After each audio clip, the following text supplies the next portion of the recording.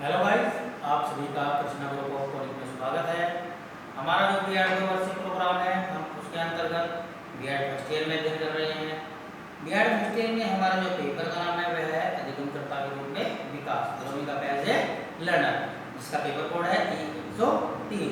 So guys, हमारा जो आज का इस पेपर के अंतर्गत टॉपिक है उसका नाम है बाल्यावस्था में सामाजिक विकास।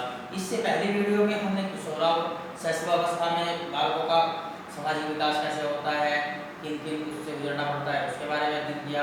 सो आज भी हम अपनी इस वीडियो में अपने इसी टॉपिक पर अध्ययन करेंगे, जो कि हमारा आज का टॉपिक है बाल्यावस्था में सामाजिक विकास, यानी कि सोशल डेवलपमेंट इन चाइल्डहुड। बाल्यावस्था में सामाजिक विकास बालक में बड़ी तीव्र गति के साथ होता है। क्या होता है? बहुत ही फास्ट होता है, तीव्र गति के साथ होता है, तेजी के साथ होता है।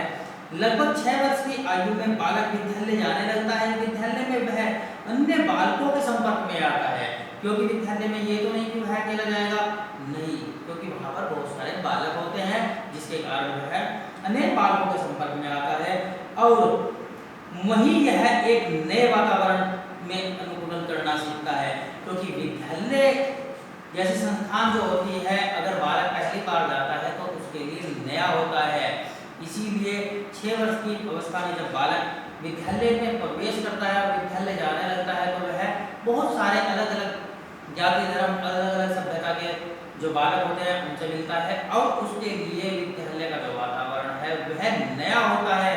और यही वह अवस्था होती है जब बालक नए वातावरण में अनुकूलन करना सीखता है, यानी कि अपने आप को समायोजित करना सीखता है, क्योंकि घर के जैसा माहौल उसको वहाँ पर नहीं मिलता है। इसीलिए बालक इस अवस्था में नए वातावरण के साथ अनुकूलन करना सीखता है। जब उसे व्यक्तिगत खेलों के स्थान पर सामूहिक खेल अच्छे लगते हैं। घर में क्या था, बालक अकेला खेलता था, यानी कि अकेलेपन में, यानी कि अपना आप ही अकेला खेलता है, व्यक्तिगत तौर पर खेलता है। लेकिन विद्यालय में जाने के बाद, यानी 6 वर्ष की अवस्था के बाद वह सामूहिक खेलों में इन्वॉल्व होने लगता है और उसे वह सामूहिक खेल ही अच्छे लगने लगते हैं। इस अवस्था में वह मिलजुल कर खेलना चाहता है, ये नहीं कि अकेला हो। उसमें संततता, उत्तरदायित्व, सहायता, सहयोगिता, दयालुता, ईमानदारी आदि गुणों का भी विकास होता है। जब विद्यालय में प्रवेश करता है बालक, तो बहुत सारे बालकों के संपर्क में आता है, वहाँ के वातावरण के साथ अनुकूलन करता है और विद्यालय में आने के बाद ही उस बालक में सहनशीलता, सहभागिता, एक दूसरे की सहायता करना, इस प्रकार के जो नीति गुण है वह आने शुरू हो जाते हैं, या इन गुणों का उसके अंदर विकास होने लगता है। क्योंकि वहां पर वह जब समुदाय में, यानी बालकों के समुदाय में रहेगा, तो आपस में प्रेम भाव की भावना भी का भी विकास उसके अंदर होगा। विद्यालय के जीवन में बालक को अनेक सामाजिक कार्यों में भाग लेना पड़ता है, जैसे सामुदायिक भावना का काफी विकास हो जाता है। क्योंकि जो विद्यालय जीवन है बालक का, वहाँ पर बहुत सारे काम एक साथ बालकों से एक साथ होकर कराए जाते हैं, अकेले से कुछ नहीं कराया जाता है, यानी कि इसीलिए उसमें सामुदायिक भावना का विकास भी विद्यालय में होता है। जब उसमें आत्मविश्वास, आज्ञाकारिता और नेताकारी की भावनाएं विकसित होने लगती है।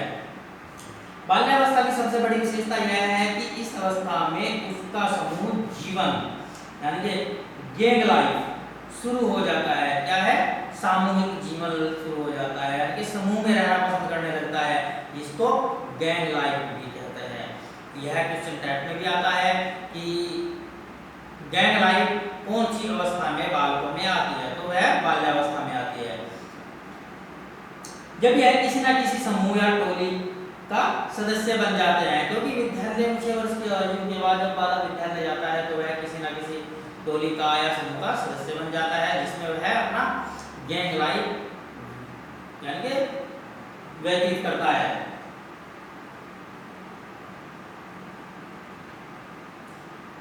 वह अपने समूह से वह सब कुछ प्राप्त करना चाहता है जो उसे प्रौढ़ों के समाज में प्राप्त नहीं होता। अपने समूह के प्रभाव से वह बहुत सी सामाजिक व्यवहार संबंधी बातें सीखता है। समूह के आदतों का पूर्ण प्रभाव उस पर पड़ता है, यानी कि पहनावे, भाषा, खेल, व्यवहार, आचरण संबंधी वातावरण आदि के विषय में यह वह परिवार की अपेक्षा अपने समूह से अधिक सीखता है। यानी कि जैसे और समूह के बालक व्यवहार करते हैं, खाना खाते पीते हैं, कपड़े पहनते हैं, बातचीत करते हैं, उन सब का प्रभाव बालक पर बहुत अधिक पड़ता है। और बाल्यावस्था में आने के बाद बालक उन सभी को सीखता है और वह अपने इतनी सब चीजें अपने परिवार में रहकर के नहीं सीखता है जितना कि वह अपने समूह में रहकर सीखता है। समूह जीवन में उसे कई लाभ होते हैं। इसके द्वारा उसमें सहचार्य की भावना विकसित हो जाती है, यानी कि एक दूसरे की मदद करने की भावना भी विकसित होती है।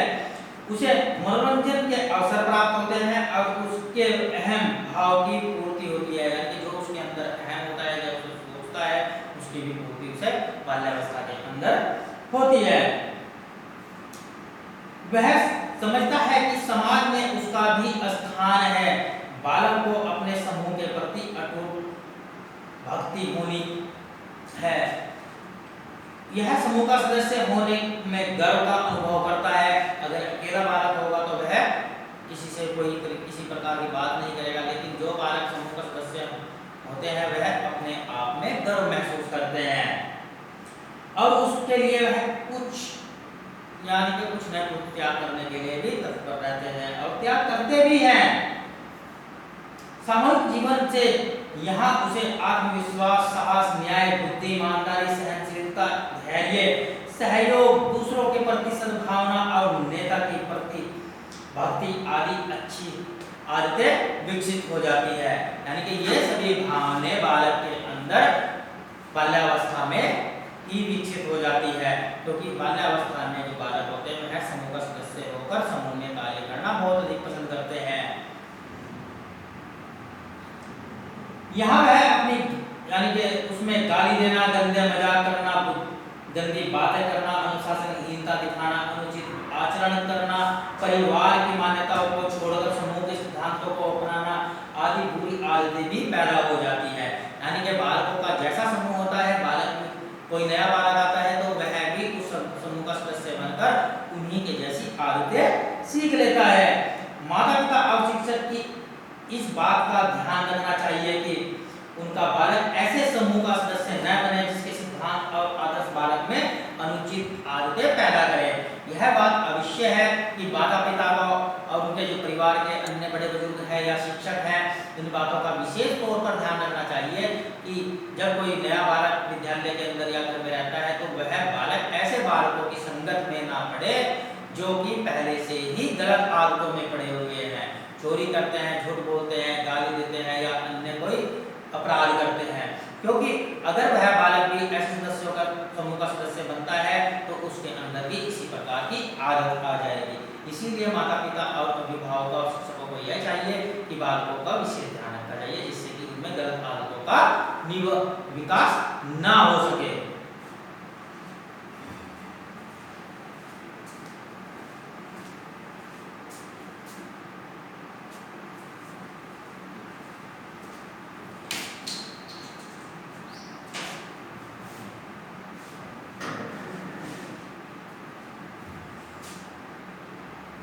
अब यह था बाल्यावस्था में सामाजिक विकास। अब हमारा नया टॉपिक है किशोरावस्था में सामाजिक विकास, यानी कि बालकों का किशोरावस्था में सामाजिक विकास कैसे होता है।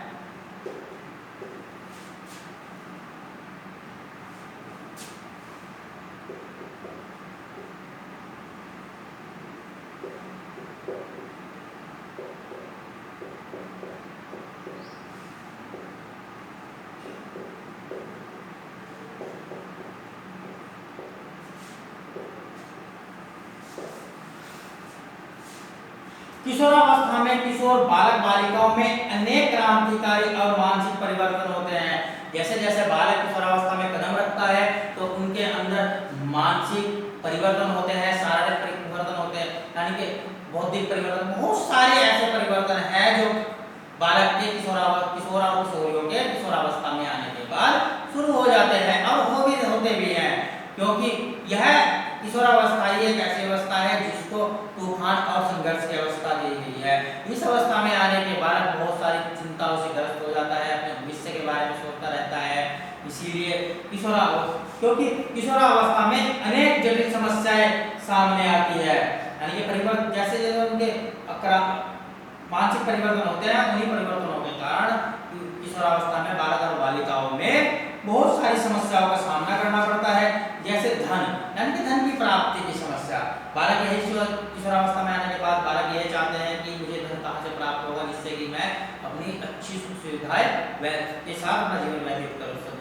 आजकल के इस आधुनिक युग में अलग अलग भव्य सामान आ रहे हैं, उनकी प्राप्ति के लिए बालकों में समस्याओं का सामना करना पड़ता है। प्रेम, लड़के और लड़कियों में प्रेम जैसी भावना भी विकसित होती है। वह यानी कि लड़के लड़कियों की तरफ आकर्षित होती हैं और लड़कियां लड़कों की तरफ आकर्षित होते हैं। उनके अंदर यह भी एक बड़ी समस्या आती है कि वह चाहते हैं कि मुझे कोई जीवन साथी अच्छा मिल जाए, जिससे कि मेरा अच्छा जीवन व्यतीत हो सके। विवाह, पारिवारिक जीवन, भावी समस्या, समतल जीवन व्यतीत करने की इच्छा, जीवन के प्रति निश्चित दृष्टिकोण का निर्माण आदि का सामना करना पड़ता है। क्योंकि जीवन के प्रति कैसा, क्योंकि जब बालक किशोरावस्था में आता है तो उसके सामने ऐसी ऐसी समस्या है कि वह यह भी सोचता है कि मैं शादी करने के बाद क्या करूँगा, अपने भविष्य के बारे में चिंतित होने लगता है, अच्छी जॉब प्राप्ति के बारे में चिंतित होने लगता है। यह सभी चीजें बालक के अंदर यानी कि विकसित होने लगती है। क्योंकि किशोरावस्था एक ऐसी अवस्था है, अगर बालक उसमें समझ गया तो अपना जीवन सुखमय बना लेता है। वह अपनी पढ़ाई के प्रति जागरूक हो जाते हैं, जिज्ञासु हो जाता है कि मुझे क्या करना चाहिए, क्या जिससे कि मेरा आगे जाकर मुझे अच्छी जॉब प्राप्त हो सके, मेरा परिवार का अच्छा भला हो सके, मैं राष्ट्र के प्रति कुछ कर सकूं, अपने देश के प्रति कुछ कर सकूं, अपने समाज के प्रति कुछ कर सकूं। इस प्रकार की बहुत सारी समस्याएं हैं जो किशोर के सामने आती है। इस अवस्था में किशोर की मित्रता अपने पड़ोस के बालकों तक सीमित न रहकर दूर के बालकों के साथ हो जाती है। क्योंकि बाल्यावस्था में बालक जो होते हैं वह कहीं दूर बाहर तो जाते नहीं, जिसके कारण वह अपने पड़ोस के या विद्यालय के छात्रों तक ही सीमित रहते हैं। वहीं बस केवल वहीं तक ही उनकी मित्रता होती है। लेकिन किशोरावस्था में आने के बाद ऐसे नहीं होता, वह किशोर पड़ोस के बालकों तक सीमित नहीं रहती, बल्कि दूर दराज के जो बालक हैं उनके साथ भी उनकी मित्रता हो जाती है। यहाँ किशोर के मित्रों की संख्या बाल्यावस्था से कम हो जाती है, लेकिन उनकी मित्रता बड़ी गहरी हो जाती है। बाल्यावस्था में तो जो कोई भी विराट की बालक के साथ यानी कि अच्छी बात की वही मित्र हो गया, लेकिन किशोरावस्था में जो उनकी संख्या है वह कम होती है। केवल ऐसे मित्र होते हैं जो अच्छे होते हैं और उनकी जो मित्रता होती है वह गहरी होती है, यानी कि अस्थायी मित्रता होती है। लेकिन बाल्यावस्था में अस्थायी मित्रता होती है। आज किसी बात के ऊपर बहस हुई, मित्रता खत्म, यानी कि जो दोस्ती थी वह खत्म हो गई। इसीलिए जो बाल्यावस्था में मित्रता होती है वह तो बहुत कम समय के लिए होती है, वह बात अपनी छोटी छोटी बातों पर ही खत्म होती रहती है। लेकिन किशोरावस्था में ऐसा नहीं होता है।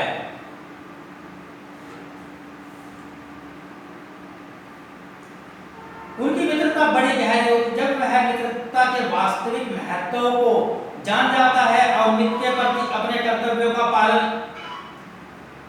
पालन करने के लिए सचेत रहता है। इस अवस्था में मित्र का चयन करने में रुचियां, अभिरुचियां, सामाजिक और आर्थिक स्तर का ध्यान रखा जाता है, क्योंकि यह एक ऐसी अवस्था होती है जिसमें इन सभी चीजों का विशेष तौर पर ध्यान रखा जाता है। किशोरावस्था में किशोर बालक बालिकाओं के विषम लिंगी के प्रति विशेष आकर्षण होता है। जो लड़के होते हैं वह लड़कियों की तरफ आकर्षित होते हैं और जो लड़कियां होती हैं वह लड़कों की तरफ आकर्षित होती है। लेकिन बाल्यावस्था में ऐसा नहीं होता था, लेकिन किशोरावस्था में ऐसा ही होता है। वे भांति भांति की वेशभूषा, केश विन्यास, बनाव, श्रृंगार और व्यवहार आदि के द्वारा एक दूसरे के सामने अपनी उपस्थितियों को अभिव्यक्त करते रहते हैं। कैसे, यानी कि वे बार बार अपने बालों को बहाते रहते हैं, अच्छे तरीके से डिजाइन निकालते रहते हैं।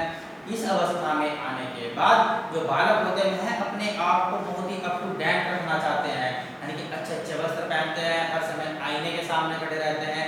यही प्रक्रिया स्त्रियों की भी होती है, यानी कि लड़कियों की भी होती है, क्योंकि बालिकाएं भी अपने आप को संवारने में लगी रहती है, इसलिए जिससे कि मैं दूसरों को अच्छा लग सकूं। और यही बात बालकों की होती है, बालक भी यही चाहते हैं कि मैं दूसरों को अच्छा लग सकूं, जिसके कारण मैं दूसरों की तरफ यानी कि दूसरे मुझे देखकर अट्रैक्टिव हो, यानी कि आकर्षित हो। इस प्रकार की जो अभिव्यक्तियां हैं वह एक दूसरे के सामने अच्छी प्रकार से तैयार होकर लड़के लड़कों के सामने आने उपस्थित होने की चेष्टा करते रहते हैं और लड़कियां लड़कों की ओर। इस अवस्था में किशोरों में समूह भक्ति प्रबल होती है। दल के प्रति वह बहुत ही सजग होते हैं, निष्ठावान होते हैं। समूह की सदस्यता के कारण उसमें उत्साह, सहयोग, सहानुभूति, सद्भावना, प्रेम और नेतृत्व आदि सामाजिक गुण विकसित हो जाते हैं। समूह के क्रियाकलापों में नाच गाने व कविता, शायरी, संगोष्ठी, पर्यटन, पर्वतारोहण तथा तरह तरह की पार्टियां प्रमुख होती हैं। इस अवस्था में आने के बाद बालक कई प्रकार की पार्टियां देते हैं, कहीं कहीं घूमने जाते हैं समूह के सदस्यों के साथ। यह ऐसी अवस्था है जिसमें बालक बहुत सारे कार्य करते हैं। किशोरावस्था में ही आत्म प्रकाशन की प्रवृत्ति बहुत प्रबल होती है। वह रूढ़ियों और परंपराओं में बनकर नहीं रहते, यानी कि जो रूढ़ियां और परंपराएं उनके परिवार में चली आ रही है वह उन यानी समाज में चली आ रही है, वह उन ऐसी रूढ़ियों और परंपराओं में बनकर नहीं रहना चाहते हैं। वह क्या काम करते हैं? अलग ही रहना पसंद करते हैं। वह समाज में नए परिवर्तन के लिए ललायती रहते हैं। यदि यही कारण है कि परिवार में उनका अपनी माता पिता या परिवार के अन्य सदस्य से किसी न किसी बात पर वाद विवाद होता रहता है, क्योंकि वह इस अवस्था में आने के बाद जो बालक बालिकाएं होती है वह परिवार की बातें सुनना पसंद नहीं करती हैं, क्योंकि वह अस्थायी समूह के सदस्य होते हैं और वह उनकी बातें अधिक सुनना पसंद करती है। वह माता पिता से वाद विवाद या संघर्ष भी हो जाता है। जब माता पिता और शिक्षक उस पर अपना विचार जबरन लादना चाहते हैं तो वह जो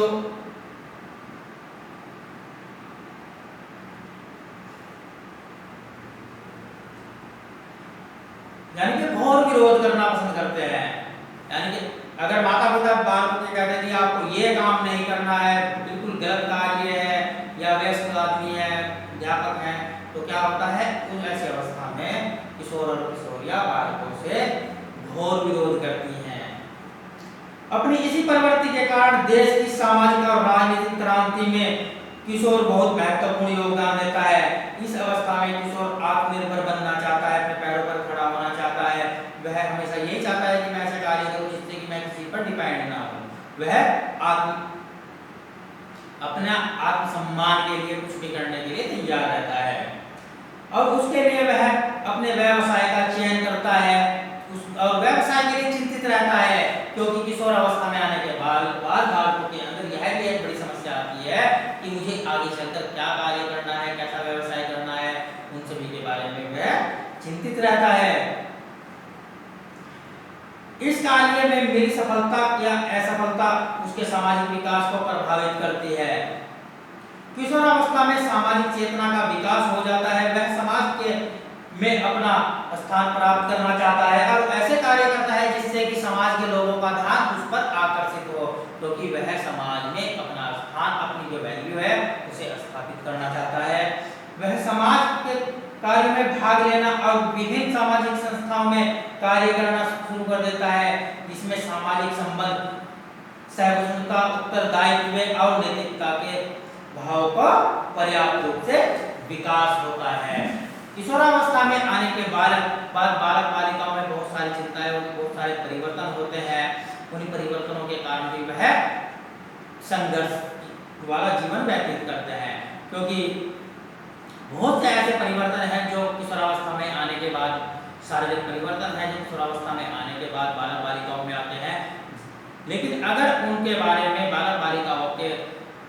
बालिकाओं को सही प्रकार से सलाह ना दी जाए, उनको उनके बारे में अच्छे नियमों को ना बताया जाए तो वह गलत राह पर भी चल पड़ते हैं। इसीलिए प्रत्येक माता पिता का यह कर्तव्य है कि वह अपने बालकों को जो परिवर्तन होते हैं उन परिवर्तनों के बारे में सजग करें, उनसे उनके बारे में बात करें, तभी उनका जीवन सुखमय हो पाता है। और इस अवस्था में बालक जो होते हैं, बालिकाएं जो होती हैं, वह अपने व्यवसाय के प्रति भी बहुत चिंतित रहती है, प्रेम के प्रति चिंतित रहती है। सो गाइस, यह था हमारा टॉपिक किशोरावस्था में बालकों का सामाजिक विकास। सो शैशवावस्था में, बाल्यावस्था में, किशोरावस्था में बालकों का सामाजिक विकास किस प्रकार से होता है, हमने अपनी यह 2 वीडियो में कंप्लीट किया है। हम अपने नए टॉपिक में आपको दोबारा मिलेंगे नए टॉपिक के साथ। तब तक के लिए धन्यवाद।